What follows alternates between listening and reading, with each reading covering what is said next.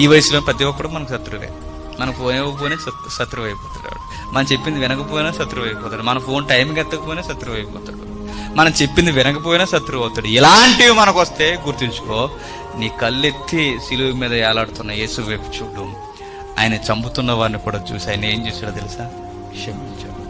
శత్రుత్వం ఈ వయసులో పెంచుకున్నావు అనుకోండి, ఒకవేళ నువ్వు నేరాల్లో గనక ఇరుక్కుపోతే నీ లైఫ్ ఆ రోజేక లాస్ట్ అయిపోతుంది. కనుక యంగ్స్టర్స్ అందరికీ నేను ఇచ్చే ఒక భరోసా లేదా క్షమించండి ఒక సందేశం, సిలువ సందేశం.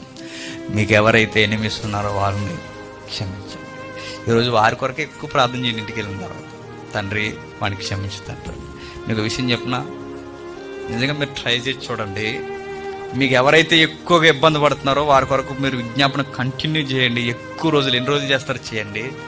వాడు నిజంగా ఒక రోజు మీ దగ్గరకు వచ్చి చాలా ప్రేమగా మాట్లాడతారు. నేను చూశాను ఇలాంటివి.